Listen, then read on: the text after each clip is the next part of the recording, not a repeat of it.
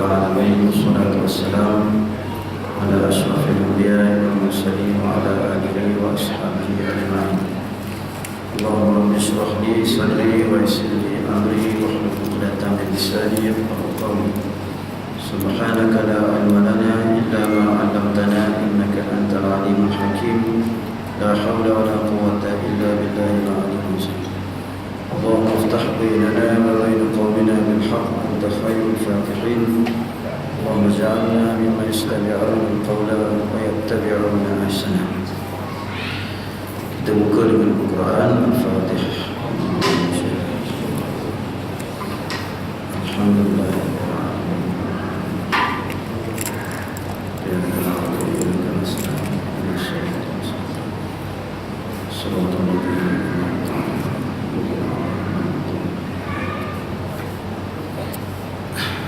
Alhamdulillah, kita bersyukur kepada Allah Subhanahu Wa Taala dan pada tengah hari ini dapat kita sambung semula kuliah kita hikam insya-Allah pada nasihat ataupun perkara ke-8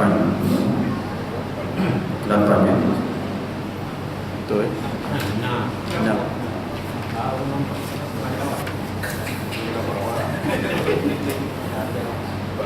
6 tak ada ni ya. Kan dah habis dah 6.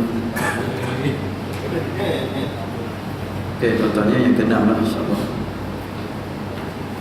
Yang ke-6, tertundanya pengabulan doa. La yakun ta'akhuru amadil a'ta'i ma'al ilhahi fi du'a'i mujiban liya'sika fahuwa dhamina lakal ijabata fima yakhtaruhu laka la fima takhtaru li nafsik wa fil waqti alladhi yuridu la fil waqti alladhi turidu. Terlambat datangnya pemberian Allah mesti sudah dimohonkan berulang-ulang. Janganlah membuatmu patah harapan, kerana dia telah menjamin untuk mengabulkan permintaanmu sesuai dengan apa yang dia pilihkan untukmu, bukan menurut keinginan engkau sendiri. Juga dalam waktu yang dia kehendaki, bukan pada waktu yang engkau inginkan. Boleh dikatakan tuan-tuannya yang dalam perkara ini melibatkan doa. Kerana doa ini kita boleh dikatakan kita semua berdoa kepada Allah Subhanahu Wa Taala. Cuma kita ni bila kita berdoa, kita rasa bahawa doa itu perlu dikabulkan segera. Kita nak supaya doa itu dikabulkan segera. Padahal dari segi syarat-syarat kabulnya doa itu masih kita tidak sempurnakan.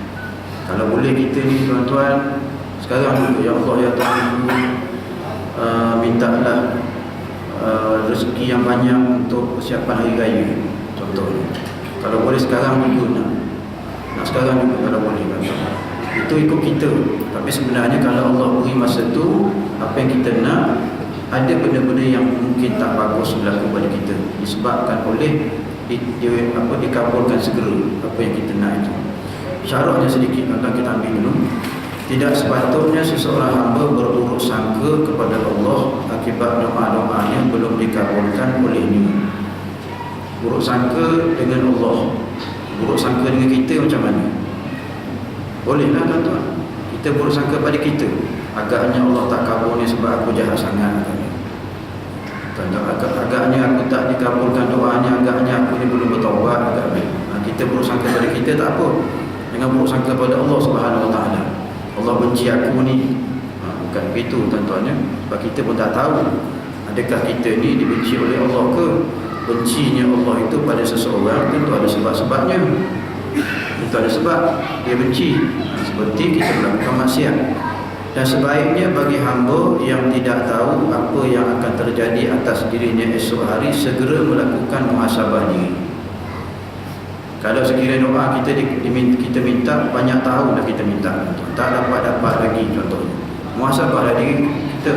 Hasibu anfusakum qabla an tuhasabu, kata Sayyidina Umar.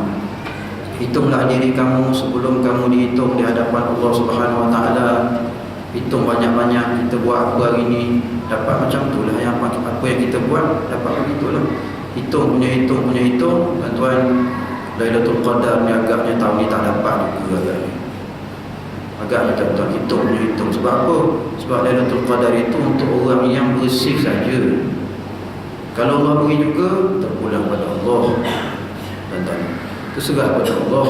Ada juga dalam beberapa nasihat yang kemudian ini, yang lepas ini, ada juga Allah beri walaupun amalan kita tak banyak, patutnya tak banyak, tapi Allah beri juga. Mungkin ada sebab-sebab tertentu, tuan-tuan. Jadi doa itu boleh dikabulkan dengan syarat, tuan, kita menyelesaikan masalah terhalangnya doa itu dikabulkan dengan cara muhasabah diri, teliti diri, tilik diri kita, siapa diri kita ni, tuan-tuan. Dosa banyak mana kita buat, taubat ke tidak lagi kita ni, tuan-tuan. Ada orang dia derhaka pada ibu dia, tak ingat sampai mati tidak dikabulkan doa oleh Allah Ta'ala. Sebab kerana hijab tu ada, halangan ataupun dinding tu ada, tuan-tuan, kerana dia derhaka pada ibu. Boleh berlaku pada sesiapa juga. Kerana Allah sendiri tidak mengatakan dalam, Allah sendiri sudah mengatakan dalam sebuah firman-Nya, wa rabbuka yakhluqu ma yasha' wa yakhtaru wa ma kana lahumul khiyarah. Dan Rabbmu mencipta apa yang Dia kehendaki dan memilihnya. Sekali-kali tidak ada hak bagi mereka untuk memilih. Allah yang tentukan. Kadang-kadang kita nak begini, kita nak A dapat B, ataupun kita nak si A, contohnya berkahwin, nak kahwin ni pinang si A dapat si B, contohnya, tuan-tuan. Adalah sebab-sebabnya Allah jadikan begitu. Kerana pilihan Allah itu, antara pilihan Allah dan pilihan kita, mana lebih tepat? Pilihan Allah lah. Sebab itu kita kena tanya Allah. Nak pilih sesuatu, tanyalah Allah, supaya pilihan kita itu sesuai dengan restu Allah Subhanahu Wa Taala. Mak bapak kita pun kena tanya, sepatutnya begitu, tuan-tuan. Bukan sekadar Allah kita kena tanya, mak ayah kita pun kita kena tanya. Kalau pilih menantu macam ni, macam mana? Dia tak setuju, tuan-tuan. Contohnya mak kita tak setuju, macam mana, tuan-tuan? Pilih, carilah yang lain. Kalau mak tak setuju, baik cari yang lain. Kenapa? Kerana mak ni setuju tak setuju, dia beri restu ke tak beri restu, tuan-tuan, tentu diselangi ataupun diikuti dengan redha Allah Subhanahu Wa Taala. Ambil hadis yang umum, redha Allah bi ridha walidain. Redha Allah syaratnya dengan redha ibu bapa dulu.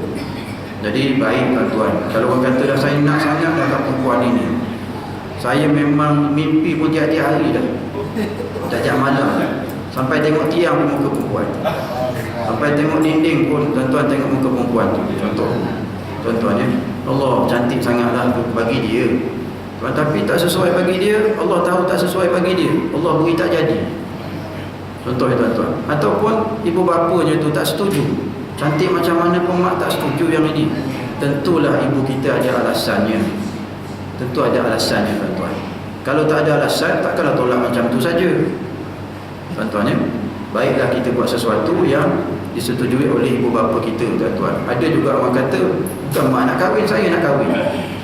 Bukan masalah tu, tuan-tuan. Masalah kalau kau kahwin dengan dia, adakah kau tak pergi balik mak kau? Pergaulan akan berlaku. Kalau mak nak masam je, balik masam je, balik masam, sesuai dengan hati tak tu? Hati macam mana? Nak hidup macam mana, tuan-tuan? Susahlah. Itu sebab kita kalau seboleh-bolehnya, tuan-tuan, ambillah yang seseorang yang benar-benar diredai oleh ibu bapa kita. Daripada sini, tuan-tuan, kita sentuh sikit tentang kisah Julaibib. Julaibib sahabat Nabi, hitam dia tak lawa, tuan-tuan. Julaibib ni dia bodoh rupa dia. Dia hitam metalik, tuan-tuan. Jadi sangat bodoh muka dia, Allah ceritakan begitu, tuan-tuan. Satu hari dia minta, mak bapak dia pergi minta semua perempuan di Madinah yang lawa, cantik, tuan-tuan. Sangat cantik perempuan ini, terkenallah di Madinah Al-Munawwarah. Dia pun pergi minta melalui wakil dia. Bila tengok saja permintaan ini datang daripada orang yang bodoh begini, maka tentulah mak bapak dia akan tolak. Memang ditolak pun. Lalu Julaibib pun datang jumpa Rasulullah SAW, mengadu kepada Nabi. mengadu bahawa keluarga ni telah tolak pinangan dia. Maka Nabi SAW hantar wakilnya menemui kembali, meminang semula bagi pihak Julaibib. Sampai di rumah itu masih lagi ayah mak menolak, tetapi anaknya itu tuan-tuan, kata dia, wahai ayah dan ibu, kata dia, tadi kita boleh tolak, sekarang ni datang daripada Rasulullah, apa hak kita menolak?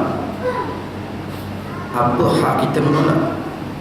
Sekarang ni tuan-tuan, yang Nabi kita pergi minta, tentu ada sesuatu kebaikan di situ. Sebab bukan semua sahabat Nabi kita pergi meminang.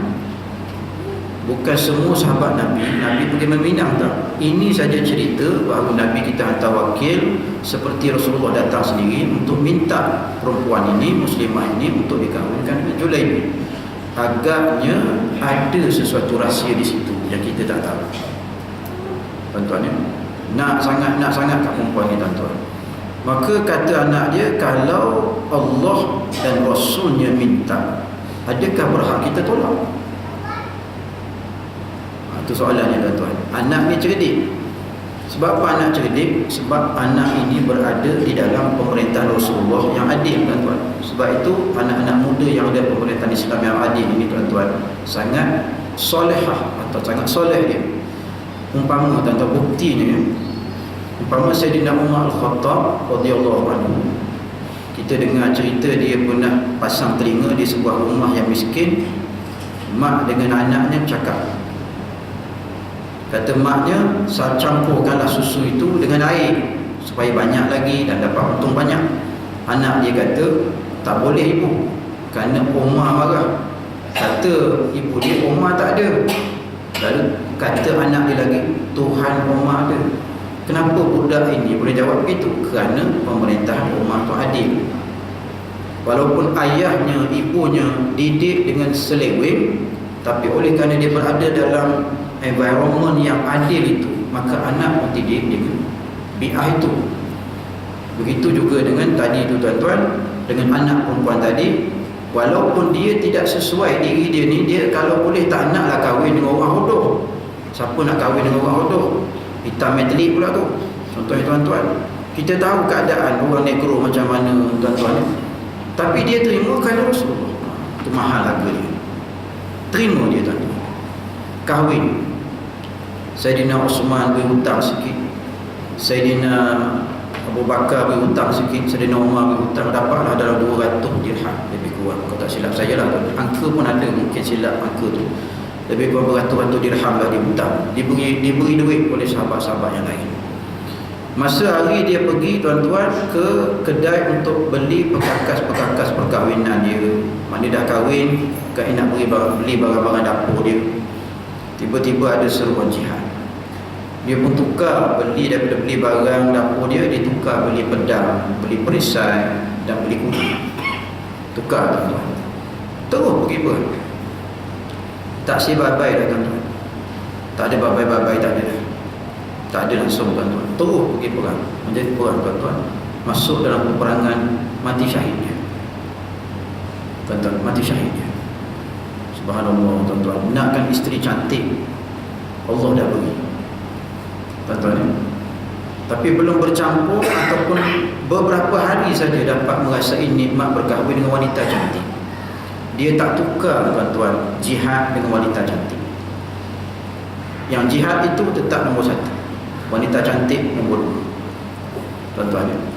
Bagaimana perasaan kita, tuan-tuan? InsyaAllah kita dengar pun.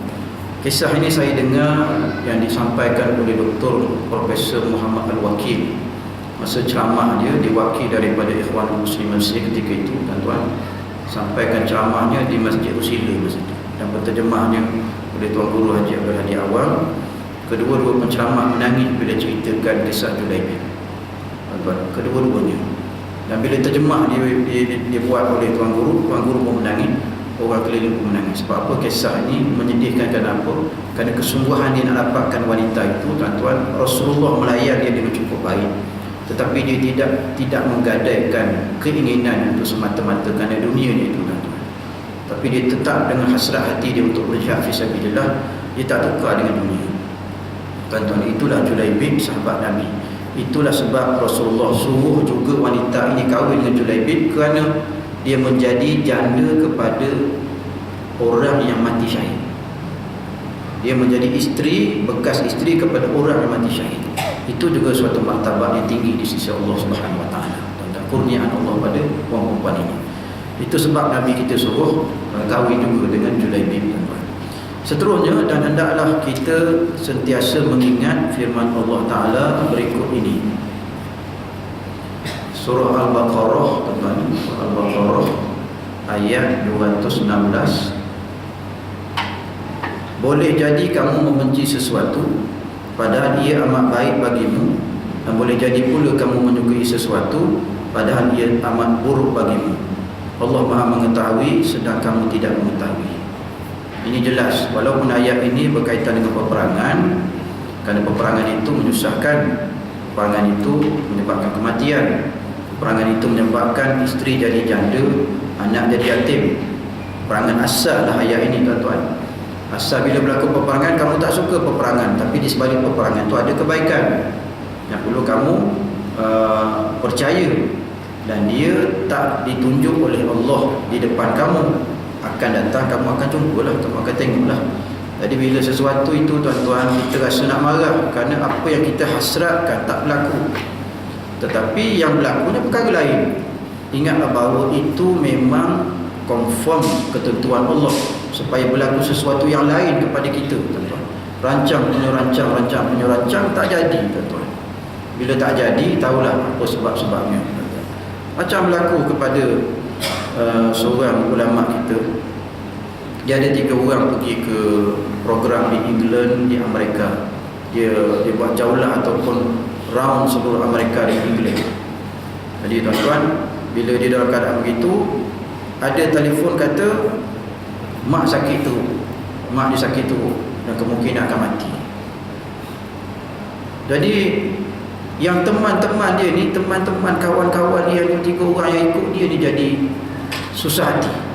Tok Guru ni relax, kata macam mana Tuan Guru, kita ambil tiket balik awal lah. Tak apalah, pakai tiket tu lah, tak payah ubah-ubah tarikh lah, tuan-tuan, tak payah ubah tarikh lah, kata Tuan Guru. Tuan-tuan ni, seorang lagi kata, Tuan Guru, kita balik awal sikit lah, boleh kita tukar tarikh? Tak payahlah Tuan Guru kata, tak apalah, kalau kita balik cepat nak mati juga, habis biji, tuan-tuan. Kena kata Guru, kalau balik cepat pun nak mati juga. Berlepaslah daripada satu tempat, tuan-tuan, di Chicago, kalau silap saya, tuan-tuan, di Amerika. Lapangan terbang tu tak macam mana tak tahulah, lebih kurang daripada rumah ke lapangan terbang tu patutnya ambil masa 2 jam. Tapi dalam masa sejam mereka masih dalam perjalanan. Ni tak sempat ni, 2-3 orang tu semua tak sempat ni. Tak apalah, tak sempat pun, kita beli tiket baru, kata Tok Guru. Susah hatilah. Perjalanan 1 jam lagi, tuan-tuan, 1 jam lagi. Kapal terbang patutnya, tuan-tuan, setengah jam lagi nak lepas, contohnya. Tok Guru kata tak apalah, sampai-sampai kapal terbang delay 2 jam setengah. Sebab apa? Sebab dia pusing tu, berlanggar sikit, signal dia pecah. Itu je, tuan-tuan. Itu saja, tuan-tuan. Jadi kita lebih macam mana ya, tuan-tuan? Kita lebih bergantung pada Tuhan. Kalau Allah nak jadikan dia tertinggal juga. Walaupun datang 2 jam awal, tertinggal juga. Kalau nak jadi tertinggal, tuan-tuan, semua ketentuan Allah Subhanahu Wa Taala. Balik rumah dia, tuan-tuan, 3 bulan lepas tu baru meninggal ibu dia. Walaupun nampak nazar, nampak sakit keras, nampak sakit tenat, tuan-tuan, 3 bulan lepas tu baru meninggal, insya-Allah, tuan-tuan. Jadi kita, apa benda pun kita bergantung pada Allah. Kalau orang tahu tentang ketentuan Allah, takdir Allah, dia tak kopok lah. Jangan bimbang lah, tuan-tuan. Pergi mengajar ni, maghrib dah dekat ni, jam pula kat Kesah sana, jam sangkut situ. Tuan-tuan, sangkut kat situ, apa doa yang paling sesuai untuk kita baca bila sangkut? Bismillahirrahmanirrahim wa mursaha. Bacalah tu banyak-banyak. Istighfar banyak-banyak, tuan-tuan. Bismillahirrahmanirrahim wa mursaha.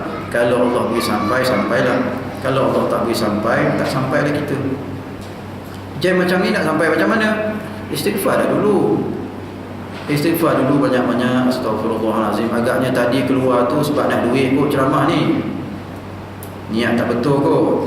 Contohnya tu yang Allah sekat tu, supaya kita ni dapat tahu, dapat reti, muhasabah diri. Agaknya tadi aku keluar daripada rumah sebab nak pergi ni, malam ni dapat 200. Agaknya begitu. Tak ikhlas kot. Istighfar lah banyak-banyak tuan-tuan. Betulkan niat balik. Istighfar banyak-banyak. Astagfirullahalazim. Istighfar banyak-banyak tuan-tuan. Allah, ustaz kita ni tuan-tuan jadi macam orang buka jalan itu tuan-tuan. Orang tahu jam dia kesat macam mana, sampai nak masuk ke Puchong tu tuan-tuan, memang teruk dari situ jamnya. Daripada mula-mula bayar tu dia dah jam dah.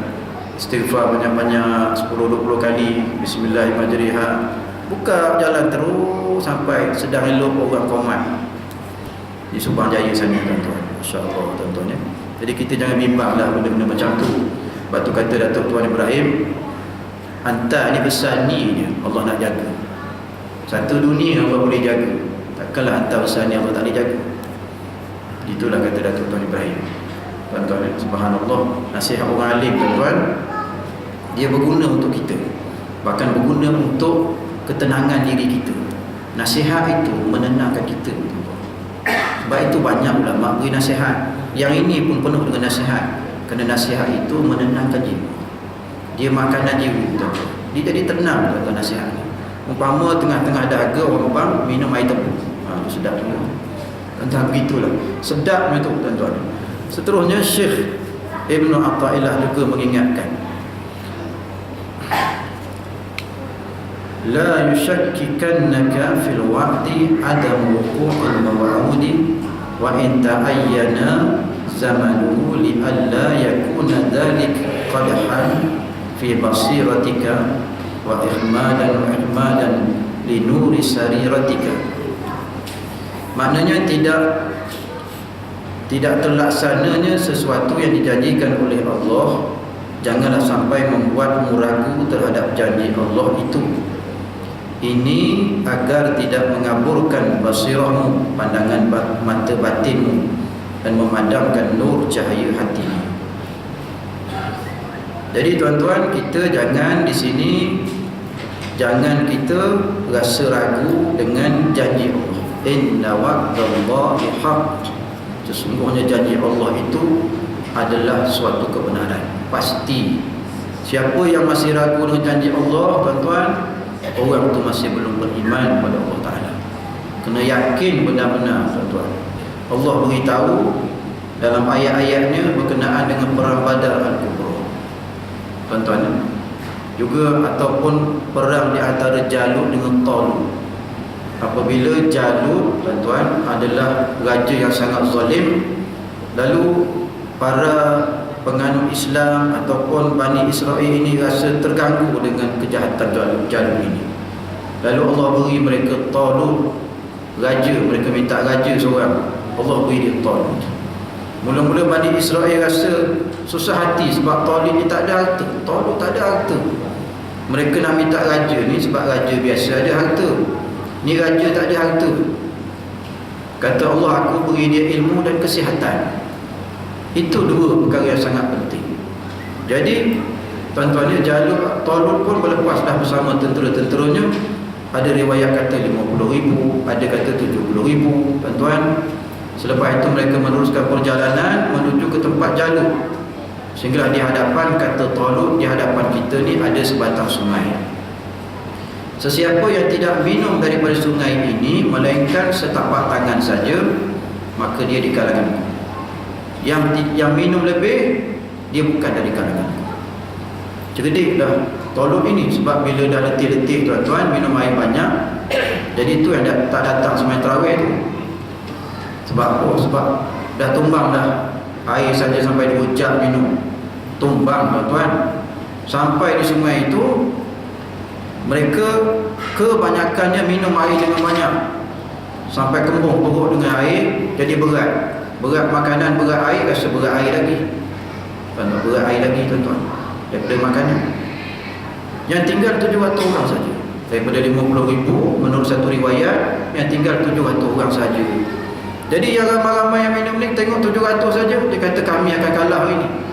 Tapi yang 700 ini tuan-tuan, dia husnuzan pada Allah Ta'ala. Yang baki-baki tadi, yang dah KO ni, yang dah tumbang ni, dia kata kami tak akan menang lah kalau golongan banyak ni. Firman Allah, kami fi'atin ghalabat fi'atan katsiratan bi'iznillah. Betapa banyak golongan yang sedikit dapat mengalahkan golongan yang besar. Maka tuan-tuan, dengan adanya pertolongan Allah, Nabi Daud alaihissalam yang ada dalam rombongan Talut itu telah berjaya membunuh Jalut, tuan-tuan. Insya-Allah, tuan-tuan ya, keyakinan yang ditunjukkan oleh 700 orang. 700 orang ni, tuan-tuan.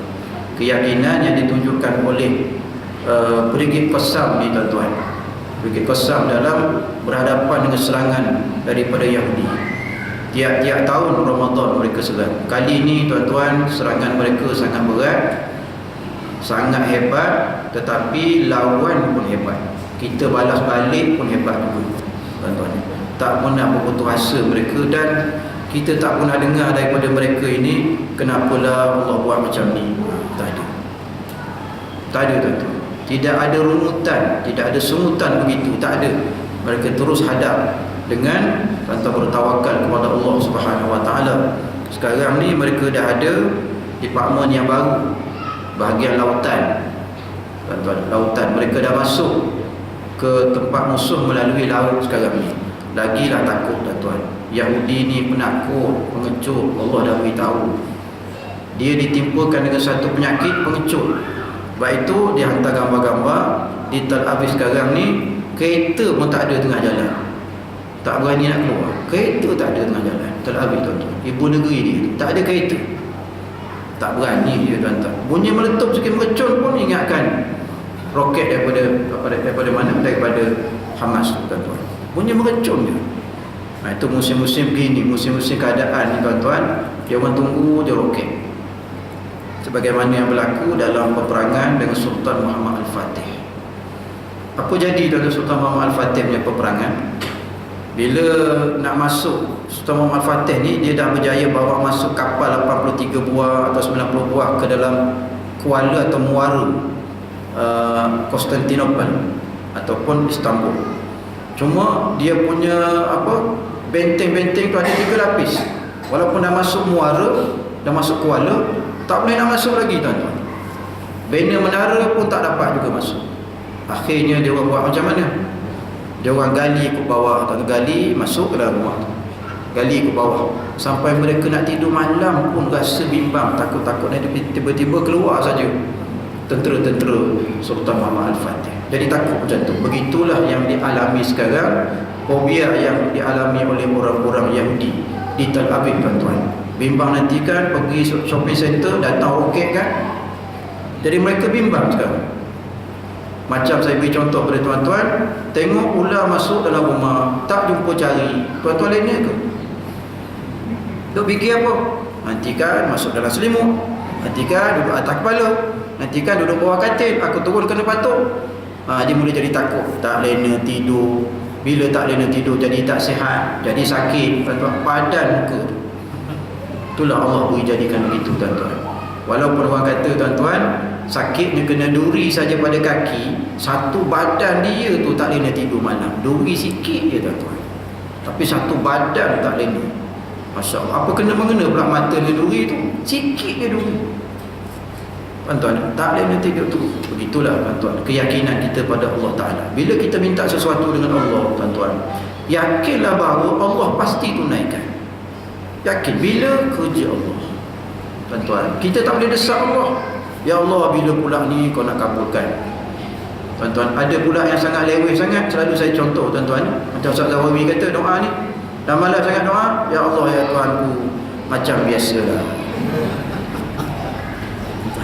Itu teruk sangat tu, tuan-tuan, leweh sangat tu, ya Allah ya Tuhanku, macam biasa.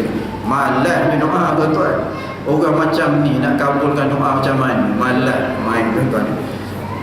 Penjelasannya, sebagai hamba manusia tidak mengetahui bila persisnya Allah akan menurunkan kurnia dan rahmatnya, sehingga apabila seorang melihat tanda-tanda tertentu, maka ia akan menduga bahawa itulah saat yang dijanjikan oleh Allah. Sementara dari sisi Allah sebetulnya masih ada persyaratan yang dia kehendaki dari hamba itu yang belum terpenuh. Jadi jangan sampai menuduh Allah melanggar janji-janjinya. Salah bukan Allah, kita yang salah. Pasal kita yang salah. Kenapa kita ni boleh biar tuan-tuan umat Islam kita di Gaza begitu jadinya? Mengapa tuan-tuan di Afrika orang Islam kita senang saja dibunuh tuan-tuan? Mana jumpa orang Islam bunuh? Di Myanmar pun macam tu. Kita tanya mengapalah ya Allah kau buat macam tu? Kita tak berhak tanya. Kita tanya apa kesilapan umat Islam di Myanmar. Itu soalan yang betul. Bukan tanya ya Allah kenapa kau jadikan orang Islam Myanmar macam ni? Mengapa ya Allah kau jadikan orang Islam di Afrika macam ni? Tanya apa silap mereka. Apa silap orang beriman sampai Allah balas dengan orang kafir membunuh mereka? Tidakkah di sana ada sebab-sebabnya? Antaranya kau tinggalkan Al-Quran daripada diamalkan. Kau tinggalkan semua sekali tuan-tuan Al-Quran ini. Berlaku benda yang sama di Bosnia Herzegovina dulu. Sebab apa? Orang Kristian minum arak, kau minum arak sama. Tu tuan-tuan, sebenarnya bukan silap Allah. Kita kaji tuan-tuan kenapa. Kenapa? Cari sebab. Kenapa Allah tidak kabulkan doa kita? Apa silap kita? Itu soalan yang betul. Bukan tanya ya Allah kau ni sampai sekarang tak kabul-kabul lagi. Kita ni hamba tak boleh cakap macam tu tuan-tuan. Dengan ayah mak kita pun tak boleh cakap biadab gitu. Ni kan pula dengan Allah Subhanahu Wa Taala. Tuan-tuan ya, agaknya orang Islam kita di dunia ni kurang bersedekah. Sebab itu Allah jadikan Gaza kena lagi. Saya dengar tuan-tuan, satu yayasan yang tuan-tuan dekat ni tuan-tuan, dia dapat 100,000, 5,000 je sampai sana. Orang ni 10%, orang ni 12%, orang ni 12%, orang ni buat baju, orang ni bertakik kapal terbang. 100,000, 5,000 je sampai. Saya dengar desah-desuh begitu. Perlu cari bukti lah tuan-tuan. Nanti yayasan itu saya beritahu masa minum air lepas ni, InsyaAllah tuan-tuan. Jadi tuan-tuan, Allah Subhanahu Wa Taala berikan kita tekanan supaya kita sentiasa dalam keadaan bersedekah. Kerana kita ni tak capai lagi tahap sedekah yang dikehendaki oleh Allah Ta'ala. Jadi kita kena sedekah tuan-tuan. Satu perkara pelik yang berlaku apabila seorang syekh ulama besar juga, tak ingat namanya, di Gaza bermimpi Rasulullah datang dalam mimpi dia dengan keadaan memakai pedang. Tanya syekh ini kepada Rasulullah, ya Rasulullah, Rasulullah nak ke mana? Aku nak pergi berperang di Gaza, kata Rasulullah sallallahu alaihi wasallam. Tuan-tuan ya, dalam mimpi itu syekh ini kata Rasulullah sebut aku nak pergi berperang di Gaza. Jadi kalau Rasulullah SAW sendiri nak pergi berperang di Gaza tuan-tuan, kita tak nak pergi ke? Jadi kita nak pergi susah, hantar duit. Hantar duit tuan-tuan, hantar duit. Saya dah usaha dah jumpa sikit tuan-tuan. Pagi semalam dapat 5,000, semalam ada 2,000 tuan-tuan. Dah transfer dah duit. Maknanya sekurang-kurangnya tak adalah kita ni akan dipertikaikan oleh Allah. Sebagaimana yang kita semua tahu cerita Nabi Ibrahim dengan api. Seekor burung kecil ambil air dalam paruh dia, tuang kepada api untuk tujuan memadamkan api. Ditanya kepada burung ini, apa kesannya pada api itu? Air kau banyak mana? Kata burung itu, walaupun begitu keadaannya, aku ada jawapan di sisi Allah. Aku ada jawapan di sisi Allah bahawa aku telah berusaha untuk memadamkan api yang membakar Nabi Ibrahim AS. Aku dah usaha. Tuan-tuan, tuan-tuan bagi apa? Tuan-tuan nak lawan burung pipit ini macam mana? Kalau kita tak berusaha apa-apa untuk membantu saudara Islam kita di Gaza tuan-tuan, bantulah mereka dengan cara apa sekalipun tuan-tuan. Walaupun dengan cara kita kumpul duit, kita tolong bank in kan, itu juga menolong. Sebagaimana yang disebut oleh burung pipit tadi. Jangan nanti kita berhadapan dengan Allah, kamu ada dengar tak Gaza kena serang? Dengar. Berapa sen kamu derma? Apa kamu buat? Apa kamu tolong dia? Apa usaha-usaha kamu? Susah nak jawab tuan-tuan ya. Sebab itu kita kadang-kadang kita buat yang ini, yang doa sana tu Allah tak kabulkan. Sebab yang ini punya pasal.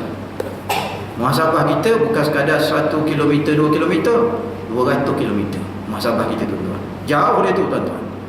Bukan sekadar benda berdekat-dekat dengan kita, benda yang jauh pun kita kaitkan juga, tuan-tuan. Jangan benda sekitar kita saja. Allah Ta'ala berfirman, ala inna nasrallahi qarib. Ingatlah bahawa sesungguhnya pertolongan Allah itu amat dekat. Pertolongan Allah. Satu kisah lagi yang di Gaza ni, dua temu ramah di TV Israel. Yang pertama kata, kami berperang dengan prajurit yang pakai uniform warna putih. Uniform warna putih. Antara cerita ni. Sedangkan pakaian resmi Hamas itu warna hijau, bukan warna biru, warna hijau. Jadi lain warnanya. Padahal yang mereka berperang itu warna putih.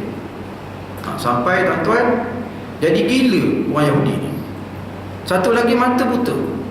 Sebab apa? Diserang oleh pasir, tuan-tuan.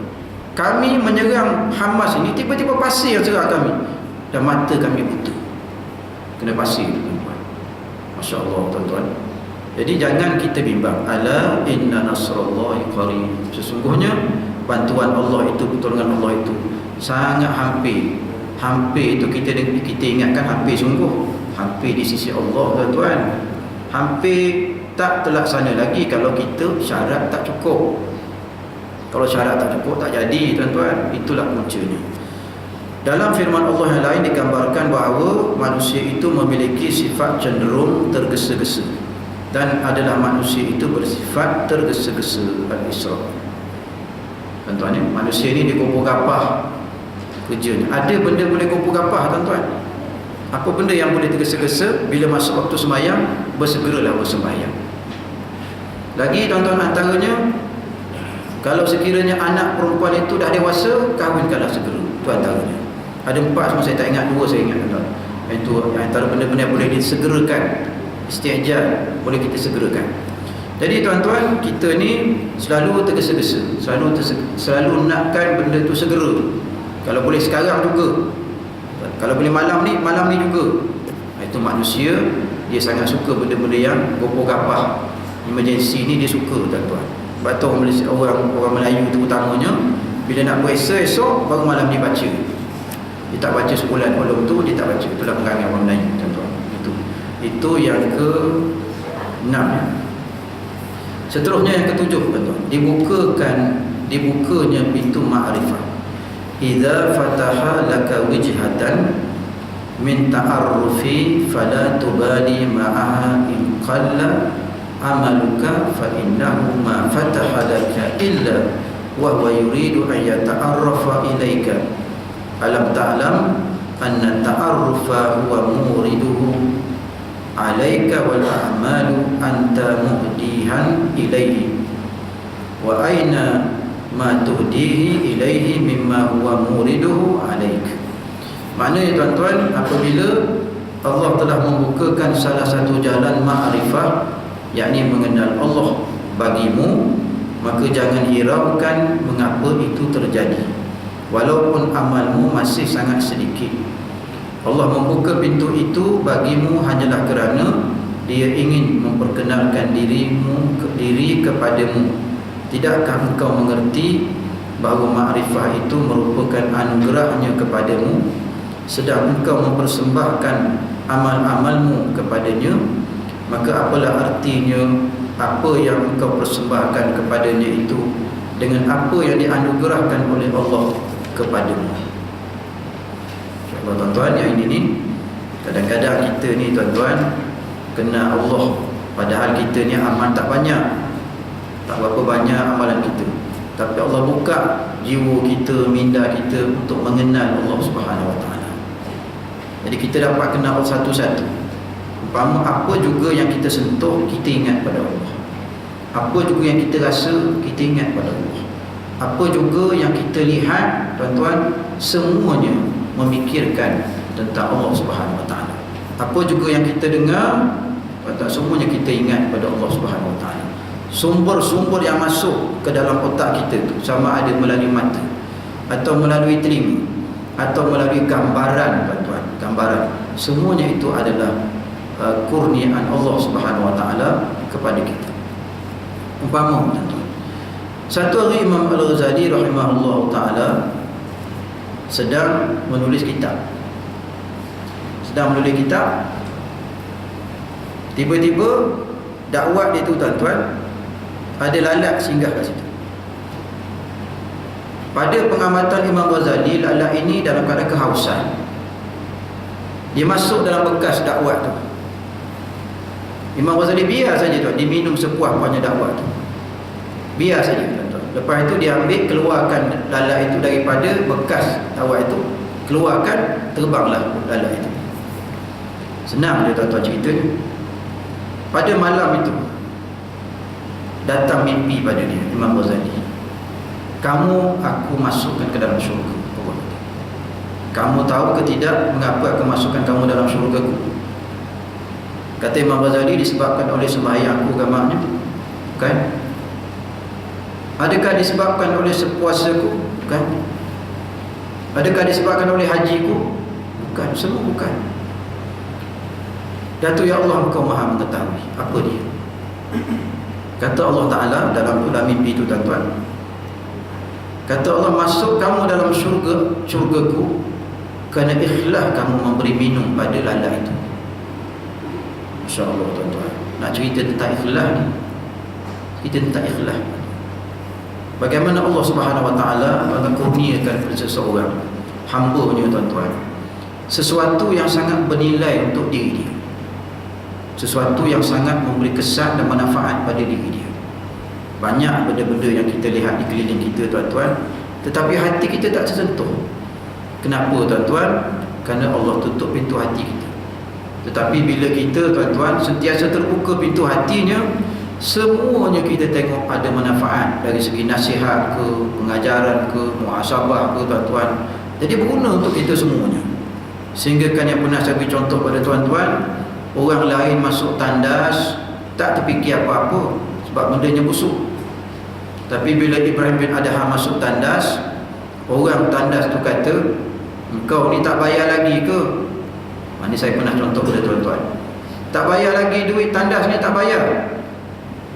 Lalu Ibrahim bin Adham menangis bila dikatakan pada dia, kau tak bayar harga tandas sebelum masuk. Ibrahim bin Adham kata, Ibrahim bin Adham menangis tuan-tuan. Kata orang jaga tandas ni, kenapa kau menangis? Tak apalah, kau tak ada duit, masuklah aku belanja. Bukan aku tak ada duit, aku ada duit. Tetapi masalahnya bagiku, dia seorang saja berfikir begitu. Kalau tempat sebusuk ini kena bayar masuk, berapa aku perlu bayar untuk masuk syurga Allah? Dia teringat begitu tuan-tuan. Siapa yang dapat sampai teringat begitu kalau Allah tak buka pintu hati dia, tak buka minda dia tuan-tuan? Begitulah macam orang yang sentiasa menyalahkan orang. Kerja dia sentiasa menyalahkan orang, dia sentiasa betul. Kenapa dia ni berperangai begitu tuan-tuan? Sebab Allah tak buka pintu hati dia. Cadangan orang dia tak pernah dapat untuk dia ambil ke, dia raikan ke, tak pernah dia tuan-tuan. Yang penting dia kata, ni pandangan saya, mesti pakai pandangan saya. Itulah perangai. Ni perangai bos-bos saja tuan-tuan. Bos-bos saja berperangai begini tuan-tuan. Yang lain-lain tak ada dah perangai begini. Biasanya orang besar-besar ada perangai macam ni. Saya kata buatlah. Dan buatlah orang ni tuan-tuan. Walaupun benda tu tak betul. Contoh 2-3 kali buat, kadang-kadang dia dia marah pula tuan-tuan. Dia je betul. Sebab apa? Allah tak buka pintu hati dia. Begitulah tuan-tuan. Sebab apa tak nampak benda yang orang lain cadang tu betul?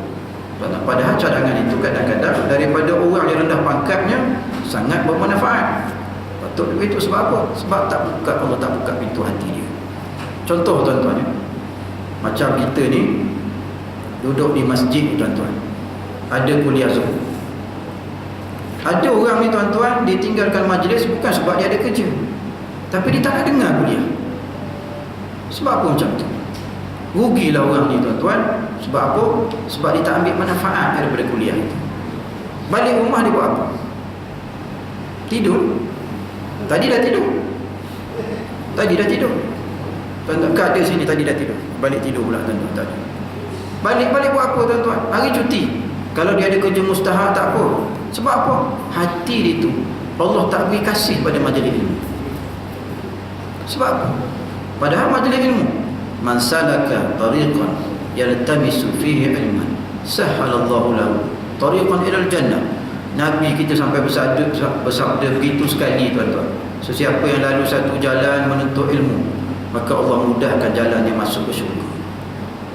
Mudah je, tuan-tuan. Tunggu majlis ilmu, tuan-tuan. Allah mudahkan dia masuk dalam syurga. Tengah hari ni ada kerja, malam ni ada lagi, tuan-tuan. Malam ni ada tazkirah pula. Tazkirah setengah jam, 20 minit, tapi kesan ni macam 2 tahun. Contohnya kuliah-kuliah ni, tuan-tuan. Sebab apa? Sebab Allah tak kurniakan dia kasih kepada majlis ilmu. Gitu. Kalau Allah tak beri dia pula kasih pada Allah, macam mana? Macam mana, tuan-tuan? Allah tak wujudkan kasih pada Allah tu, macam mana? Adakah sebenarnya kita dikasih pada Allah Subhanahu Wa Taala? Macam mana buktinya? Apa buktinya? Tuan-tuan, kata Imam Asim Al-Assam, maksudnya namanya, tuan-tuan, kata dia ada 4 perkara kamu dakwa tapi kamu sebenarnya bohong. Yang pertama, kalau kamu dakwa cintakan Allah tapi kamu masih mengerjakan larangannya, dakwaan kamu itu bohong. Yang kedua, kalau kamu kata kamu cintakan Nabi SAW tetapi kamu tak suka pada fakir miskin, dakwaan kamu itu bohong. Yang ketiga, kalau kamu kata kamu cinta nak masuk syurga tetapi kamu tidak bersedekah pun, dakwaan kamu dusta. Yang keempat, sekiranya kamu mendakwa bahawa kamu bencikan neraka, kamu tak nak masuk neraka, tetapi kamu masih lagi melakukan perkara-perkara yang membawa kamu itu mengikut nafsu syahwat kamu, dakwaan kamu itu dusta. Bakal. Jadi kita kalau cinta pada Allah, tuan-tuan, tinggalkan larangannya.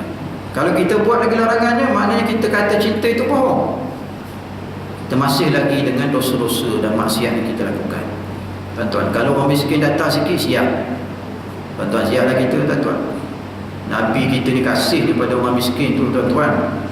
Sebab tu kita baca apa? Baca ayat, saya selalu baca tu ayat, tuan-tuan.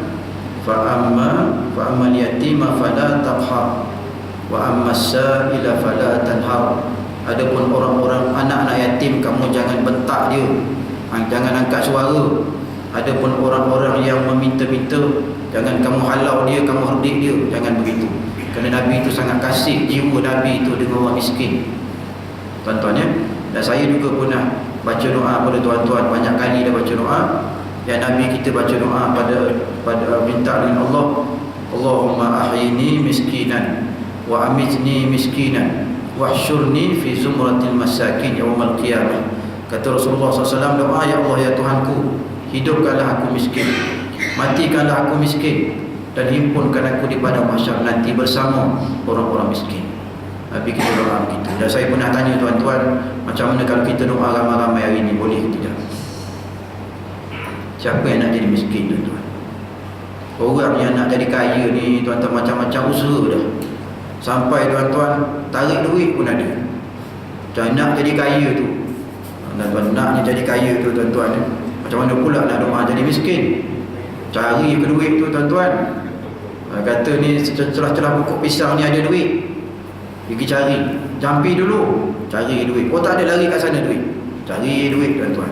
Belum dapat duit, habis duit dulu. Dah tu bankrupt dulu, tuan-tuan, baru jumpa duit. Ibu duit ni, orang nak kerja ibu duit, cari ibu duit kat Kelantan sana, tuan-tuan. Oh, orang sampai gitu nak jadi kaya. Ni kan pula doa untuk jadi miskin. Bohong kita, tuan-tuan. Adakah kita ni termasuk dari kalangan orang yang bohong dengan Allah Subhanahu Wa Taala? Wah, payah nak jawab, tuan-tuan. Tuan-tuan nafikan, tapi perbuatan kita seolah-olah kita ni, tuan-tuan, tidak kasih pada Allah. Nak tanya rindu pada Allah lagi susah lah. Rindu tak pada Allah? Allah Akbar, tuan-tuan. Macam mana lah nak rindu tu? Duk fikir tentang azab neraka lagi, tuan-tuan.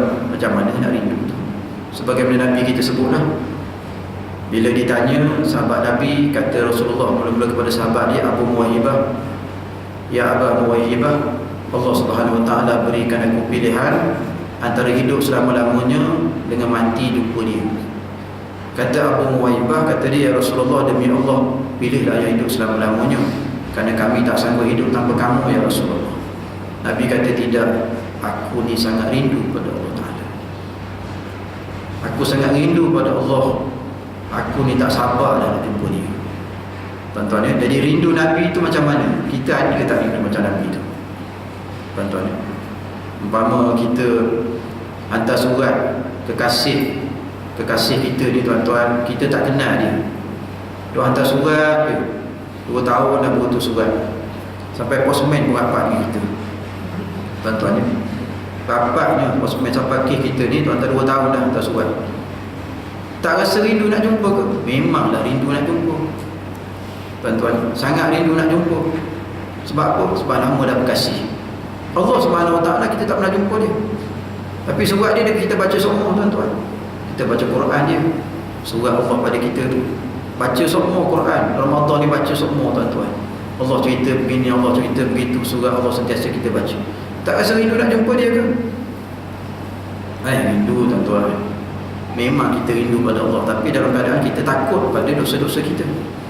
Lepas Nabi kita kata tuan-tuan, tidak terkumpul dalam diri seseorang hamba di antara khauf wal raja, melainkan Allah beri kedua-duanya tuan-tuan. Apa dia? Khauf itu Allah selesaikan masalah takutnya dengan diampunkan segala dosa-dosanya. Ar-raja, harap Allah layan harapan seseorang hamba dengan berikannya syurga. Tuan-tuan, itu 2 perkara yang Allah akan beri pada kita kalau kita tuan-tuan dapat Allah Subhanahu Wa Ta'ala. Yang ke-9 tuan-tuan, ada masa lebih kurang 10 minit. Bahaya jawatan dan kedudukan. Ke-8 ya? 4 saja. Ini sebab Brazil kalah ni. Yang ke-8 tuan-tuan, roh dari amal adalah keikhlasan. Tanawwa'at ajnasul a'mali litanawwu'i waridatil ahwal. Al-a'malu suwarun qa'imatun wa arwahuha wujudu sirril ikhlasi fiha. Maknanya amal itu beragam, macam-macam itu lantaran beragamnya keadaan yang menyelinap ke dalam hati atau jiwa. Amal itu merupakan kerangka yang tetap, yakni mati tidak bergerak, dan rohnya ialah keikhlasan yang ada melekat padanya. Setiap hamba yang soleh, yang sedang menuju ke suatu maqam, tingkatan, dia sentiasa berusaha supaya tingkatan dia itu tinggi tuan-tuan di sisi Allah, tak ada masa turun. Kita hamba Allah, pastikan kita sentiasa meningkat ketakwaan kita, amalan kita sentiasa meningkat. Jangan ada masa turun. Tuan-tuan, tak nafi memang ada masa turun, tapi usahalah supaya dia sentiasa naik, meningkat. Hari ni derma RM10, esok RM20, tuan-tuan, ataupun RM11 lah. Banyak sangat naik sekali ganda tu, RM11 lah tuan-tuan. Jangan setiap hari RM1, tak, ubah esok RM2. Ni 20 tahun duk 50 sen, mana boleh tuan-tuan. Menu lauk pun kadang-kadang kita jemu juga. Tiap-tiap hari duk spaghetti orang putih pun jemu kita tuan-tuan. Menu lauk tu pun kita jemu. Ni kan pula derma kita duk RM1. Pokok RM10 tuan-tuan ya. Suat khabar pun RM1 lebih, RM2 lebih dah tuan-tuan. Derma duk RM1. Pilih pula duit yang lama tu, duit baru sayang tuan-tuan. Apa gitu sekali perangai manusia ni tuan-tuan. Tingkatan kena tinggi tuan-tuan, supaya kita menjadi insan yang benar-benar tuan-tuan menghadap Allah dalam keadaan sempurna. Seterusnya akan merasakan kenikmatan. Ambil balik kerana setiap hamba yang soleh yang sedang menuju ke suatu maqam, tingkatan tertentu akan merasakan kenikmatan di dalam menjalankan setiap perintah Allah Ta'ala, kerana mereka mengerti di dalam rangkaian ibadah yang mana mereka dapat merasakan kenikmatannya. Sekarang ni kita nak capai ke tahap itu dulu tuan-tuan. Rasa sembahyang itu nikmat. Contohnya tuan-tuan, jadi kalau sembahyang itu kita katakan bahawa dia adalah suatu nikmat Allah Subhanahu Wa Ta'ala, maka tuan-tuan kita kena tengoklah kita sembahyang ada rasa nikmat ke, rasa nak habiskan cepat. Kalau kita nak habiskan sembahyang cepat, maknanya kita tak rasa lagi sembahyang itu sebagai nikmat, tuan-tuan. Jadi kita tak sampai lagi tahap yang tinggi. Tuan-tuan, nikmat dan tu kita rasa manis, nikmat dah tu. Sembahyang bila datang kita buat, kita rasa manis sembahyang. Macam mana tuan-tuan? Kita ada rasa tak? Jarang-jarang rasa nikmat. Sembahyang itu nikmat. Umpama macam Tok Guru saya kata, biar sembahyang itu macam sedap bila kita isap rokok, rasa sedap. Wah, pejam mata tuan-tuan. Kata Tok Guru saya, biar sembahyang sedap macam isap rokok.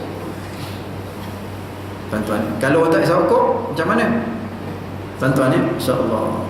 Macam tuan-tuan makan makanan yang sedap, daging yang $4,000 sekilo. Tuan-tuan apa tak tahu ada daging $4,000 sekilo? Tuan-tuan ya, pergi cari di kedai Menatel menit tu tuan-tuan. RM4,000, RM4,000 1 kilo. Kedai tu ada Ampang Jaya tuan-tuan. Pergilah. Haji Omar tahu. Masya Allah tuan-tuan, RM4,000 sekilo. Ada orang makan suami sikit pejam mata. Allah, tak boleh nak cakap dengan bahasa sedapnya. Tuan-tuan, biar kita sembahyang macam tu. Tuan-tuan ya, bila seorang chef rasa makanan kita tu, bisuap saja pejam mata dia. Sedap tu tuan-tuan. Biar kita sembahyang begitu, baru orang kata sembahyang itu nikmat untuk kita. Tingkatan itu tinggi, tuan-tuan, tingkatan tinggi. Sampai orang cerita bola ni Brazil lawan ni 7-1, dia buat dia apa? Dia rasa syok dengan sembahyang. Tuan-tuan, orang duk sibuk dengan bola ni tuan-tuan, skrin besar tak skrin besar ni tuan-tuan. Allah Rabbi tuan-tuan, dia buat tak peduli dengan sembahyang dia. Dia lebih kisahkan sembahyang dia tuan-tuan. Tengok orang sembahyang tarawih tuan-tuan, malam kita tengok, dah tadi makan banyak tuan-tuan, dah jadi lembu kenyang dah tuan-tuan. Tengok tak sahur yang telan lembu seekor, dia bergerak atau tidak bergerak. Macam tu lah tuan-tuan. Duduk belakang-belakang tepi tiang, ni cadang apa? Nak duduk sandar tepi tiang tuan-tuan ya. Macam mana kita nak kata tarawih itu nikmat kalau begitu keadaan tuan-tuan ya? Kalau orang yang dah memang persiapan dia, nanti aku khusyuk tak ada bila makan banyak, dia makan sikit tuan-tuan. Dia buat persiapan, menunjukkan bahawa tingkatan dia dengan orang yang bersandar tadi tu, tingkatan dia lebih tinggi. Dia rasa syok tuan-tuan, nikmat. Kita terjemahnya syok. Dia rasa syok tuan-tuan dengan sembahyang. Oh payah ni tuan-tuan ni, memang payah. Susahnya nak masuk syurga tuan-tuan. Macam mana masuk syurga tak tahulah, macam mana keadaannya tuan-tuan. Jadi penjelasannya mengenal Allah. Tadi ada lagi bawah ni tuan-tuan. Ini yang ke-8 ya. Yang dimaksudkan oleh Syekh Ibn Atha'illah di sini, keikhlasan seseorang dalam beramal adalah semata-mata ditujukan kepada Allah sebagai zat yang memiliki para hamba. Dan memang dalam hal ini dikenal dengan terdapat berbagai tingkatan sesuai dengan taufik yang diberikan oleh Allah Ta'ala kepada para hamba. Jadi kalau kita nak pergi sebiji-sebiji tuan-tuan, amal itu merupakan kerangka yang tetap. Seperti sembahyang, dia tetap 4 rakaat. Tapi yang membezakan dia tu tuan-tuan, kerangka sama. Orang ni sembahyang 4 rakaat juga, orang ni sembahyang 4 rakaat juga. Apa benda yang membezakan dia? Ikhlas lah, khusyuk lah. Umpama kita ambil botol air mineral, semua si master ambil. Yang ini kita isi air, yang ini kita isi botol sama air sirap, yang ini kita isi air teh tarik, yang ini kita isi pemata. Kita isi pemata. Bekas yang sama, kerangka yang sama, tetapi isi dalam tuan-tuan sangat berbeza. Tuan-tuan, yang kita nak yang permata dalam tu. Gelasnya, bekasnya murah, tapi dalam RM7 harganya.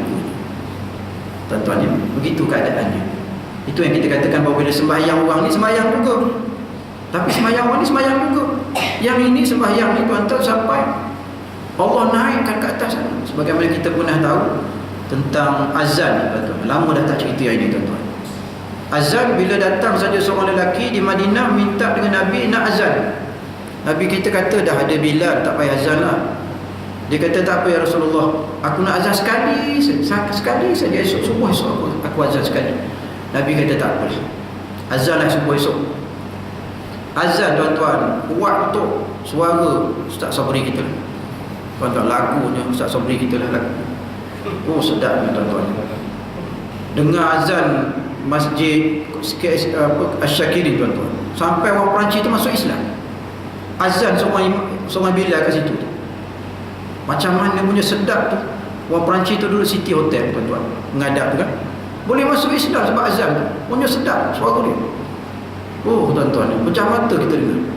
Malam saya ceramah di Kuantan tuan-tuan, Tok Imamnya Imam Hussein nama dia, daripada Syria. Dia ada masalah tuan-tuan, masalah berlaku peperangan. Masa dia baca ayat Quran dengan lagu tuan-tuan, Allah Rabbi tuan-tuan, dia sebab menangis. Kita ni dengar dia baca pun kita menangis juga. Sebab apa? Kita tahu sebab dia tu, ayat dia baca kerana suasana di negeri dia. Sambil mengaji tuan-tuan, lagunya sedap, sambil menangis dia. Itu sebab tertitik tuan-tuan. Subhanallah tuan-tuan, faham je dia tentang Al-Quran tu tuan-tuan, retinya dia tentang Al-Quran tu. Apa saya nak cerita tadi tuan-tuan?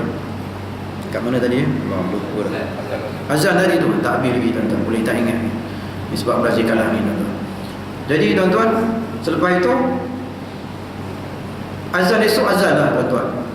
Bila azan, tak berapa lama malaikat Jibril turun, tanya ya Rasulullah, orang bumi hari ni tak semayang? Dan dia kata semayang. Dah tak bunyi azan, azan tak bunyi, dia kenapa? Tuan, kata Rasulullah, azan sedap suara dia, sedap pada Bilal. Rupanya tuan-tuan, selama ini azan Bilal itu dia naik atas sana, sampai orang-orang di langit sana pun guna azan Bilal itu untuk ukur waktu dia. Sebab apa sampai naik atas sana? Mikrofon tak pakai, ikhlas dia, ikhlas. Subhanallah tuan-tuan, ikhlas orang itulah yang menjadikan suara itu sampai ke atas sana. InsyaAllah tuan-tuan, cerita ni lama dah kita tak cerita, tapi semuanya gara-gara ikhlas tuan-tuan. Semuanya disebabkan oleh ikhlas.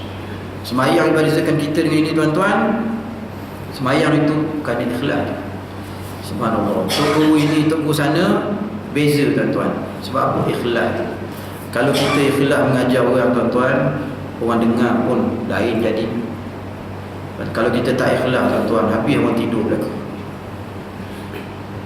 Tuan-tuan, hari ni tidur tak tidur, tak ada tidur. Habis tidur belaka tuan-tuan. Jadi bolehlah kita berhenti setakat ini tuan-tuan. Yang ke-8 akan datang ni, yang ke-9 lah. Tak tahulah, minggu depan yang terakhir kelas kita zuhur terakhir tuan-tuan. Jadi tak tahulah boleh habis banyak mana, tapi setakat yang boleh kita habiskan, kita habiskan. Kita akan tambah lain masa pula lah insya-Allah. Aku kalau ada masa-masa lain selain Ramadan boleh buat kuliah zuhur, kita boleh buat jugalah insya-Allah tuan-tuan. Kalau diperlukan, kalau tak perlu tak apa tuan-tuan, insya-Allah. Jadi sekadar itu kita dapat sehingga yang ke-8 ya, insya-Allah tuan-tuan. Yang baik itu datang daripada Allah, yang kurang itu, yang dhaif itu, yang lemah itu saya bertaubat kepada Allah Subhanahu wa taala. Wallahu a'lam. Allahumma aghnina bil ilmi wa zidna bil hilmi wa akrimna bit taqwa wa jannibna bil afiyah. Sallallahu ala sayyidina Muhammadin wa ala alihi wa sahbihi wa baraka wa sallam. Walhamdulillah.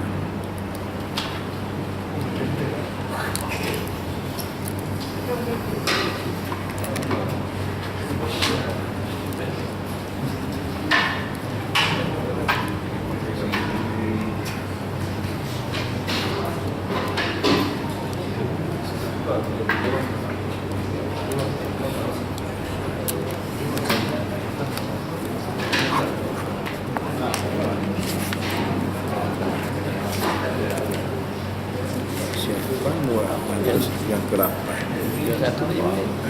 Satu ni